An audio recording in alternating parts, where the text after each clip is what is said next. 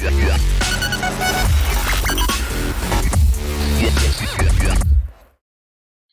everybody and welcome to Forever Rugby on Forever Sport. Some breaking news and some really sad, frustrating, angry news is that the Rainbow Cup is pretty much been cancelled. It hasn't been cancelled in terms of teams playing rugby, but the Rainbow Cup, as we were supposed to have it as a cross-hemisphere Pro 14, sides from South Africa, sides from everything playing against each other, is off the cards, officially announced by South African Rugby this morning. And it is because that the UK and Ireland will not allow South African sides to travel. And we're going to talk about that in a little bit. But first, let's just sort of get up to speed with what exactly is happening, because I'm absolutely fuming at this decision. And I think it speaks to such a broad sort of stigma attached to South African, African in general, and the whole idea of Afro-pessimism. And, but we're going to get into that in a little bit. But first of all, in terms of what's actually happening. So the Rainbow Cup is going ahead, but as two separate tournaments, as a dual tournament / the South African teams are going to continue doing their own thing in South Africa, and the European sides will continue doing their own thing in Europe. It's not a Rainbow Cup at all. It's a farce. It really is. What is going to be happening now is that there's going to be a southern tournament called Rainbow Cup South Africa, and then there's going to be a northern Guinness Pro 14 Rainbow Cup. What is going to happen for the South African sides is that the four sides are going to play each other home and away, because who gets bored of watching the Bulls versus the Stormers every weekend? We've only seen it 3 times in the last couple of months. Now we get to see it another 2 times. I mean, why not? Because apparently that's the only thing we get to watch.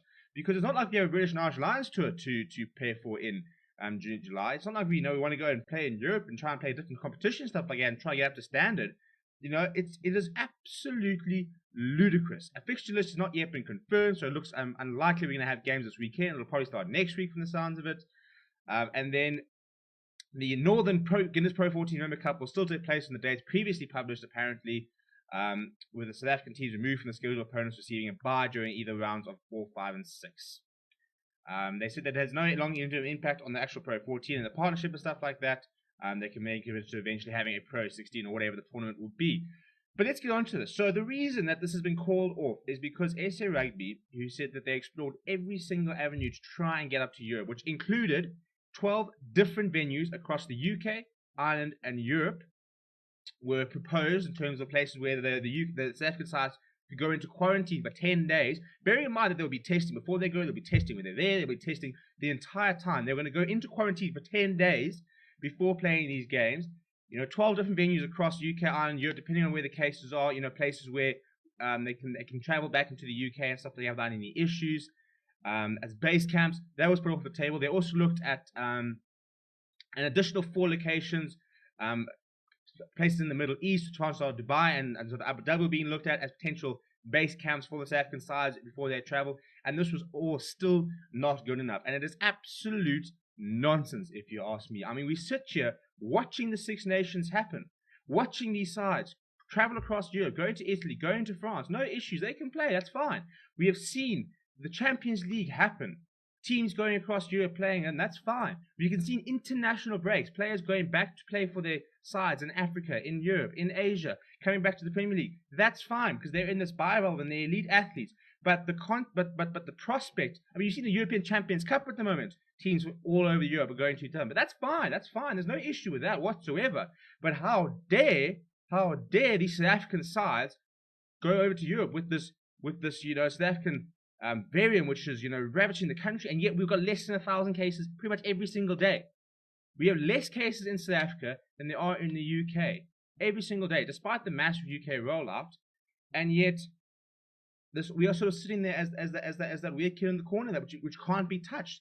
And this is what I think I speak to about in terms of an Afro-pessimism, where I could almost guarantee you, if this was Australia, if this was New Zealand, if this was, France, well, we know there's no issue with France, this wouldn't even be an issue. It would not be an issue. If these were Australian sides that were going to be going over, it would not be an issue. But because South Africa has been red listed for a supposed variant which was supposed to cause a massive third wave in the country, well, guess what? We're almost at the end of April. There's still no third wave. Touch wood, but there still seems to be no signs of the third wave. Not like cases of spiking or anything like that.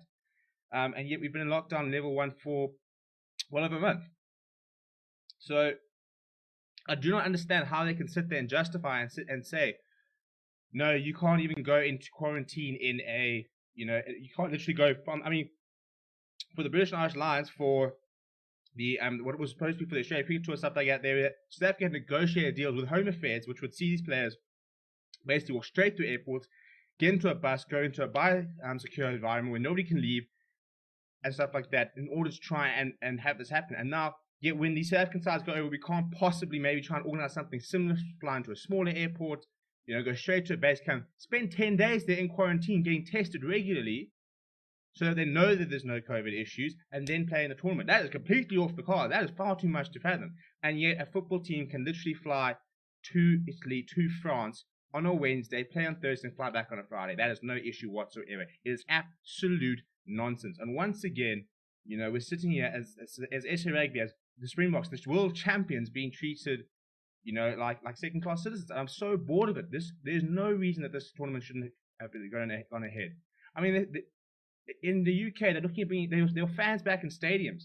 There are fans back in stadiums. There are all these European competitions going. They've got no issue with their players going to the IPL for cricket. They've got no issues having South African players come up for county cricket. You've got all these international teams which are traveling everywhere. Sport has been happening within this environment for over a year. Rugby's been happening now. International rugby's been happening now since November, October last year. We've almost had 7-8 months of traveling sides across the world, and it's all been fine. Argentina managed to go to Australia and New Zealand and play in the Rugby Championship. We've had the Autumn Nations Cup. We've had the Six Nations.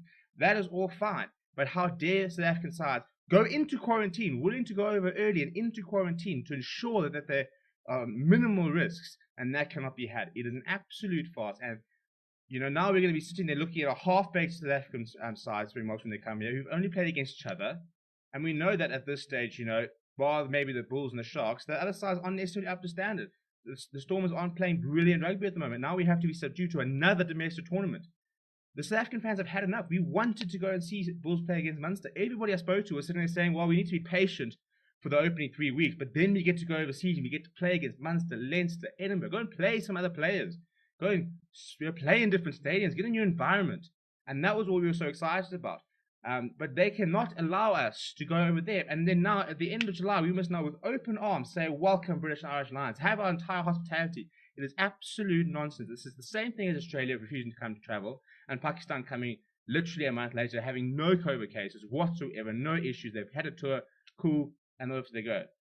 How many more examples of this being a success do they need before they start realizing? And I think this is the time where SA Rugby, and even the SA government, we just had Boris Johnson coming up and slamming the European Super League football and getting involved and saying, we will make sure it doesn't happen. SA Rugby is the pride and joy of South African sport. It is the pinnacle of South African sport right now. We are world champions. The South African government needs to start getting involved and sit there saying, we will not be treated like this sort of, second-class citizen that doesn't matter. In Africa, we can't, we can't possibly have you travel because we don't believe that your cases are that low. We don't believe that, you can quarantine and stuff like that. It's absolute nonsense. I'm fuming about it. So we'll have more information about what's going to go on in terms of fixtures. It looks very likely we're going to have rugby this weekend. Maybe next weekend we might have start, but guess what? Gear yourself up for another 6 weeks of SA versus SA rugby, because that's the only thing we can have. And then we have to have the British and Irish Lions tour with minimal preparation, and it's just nonsense. It really is nonsense. Cannot talk about how disappointed I am. And yeah, I think that, as I said, now we have the British and Irish Lions tour. I personally just let them travel. When they get to the airport, say, actually, we've actually had to check out your cases while you're in the air, and they're quite high. So actually, would you mind just going back, because we can't possibly have you come here and wreck what we've actually managed to do here, having less than 1,000 cases, being back to level 1. We've got local sport. I mean, we've got amateur rugby back.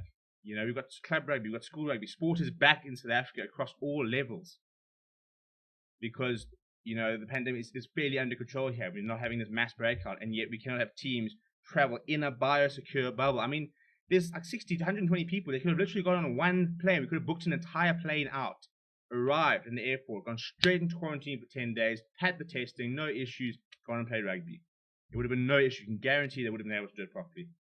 If they went over and there were COVID cases that came up, cool, send them back. But to not even try. I mean, there literally could have been a case where they could have said, right, we need these players to go into a biosecure environment. Before then, domestically, test, make sure they're fine. Go overseas, test, make sure they're fine, play the rugby. It could have been done. but it was just too difficult. It's far easier to just say, well, you know what, no, we're just not going to let you. That's fine. We don't have to actually worry about it. And the biggest problem is the financials for South Africa. It cripples SA Rugby. The amount of money we are losing out on is unbelievable. But yet they can sit there saying, well, it doesn't really affect us as much as you, so we're actually fine.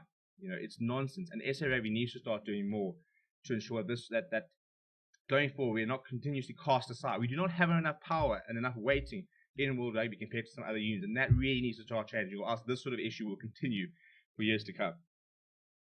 So yeah, let me know what you think down in the comments below. I'm really, really upset about it. I'm so frustrated. I think that it's just a case of people not wanting to do it as opposed to, literally not being able to accommodate. I think it could have been accommodated if people were willing to actually do it and willing to put in the hard work.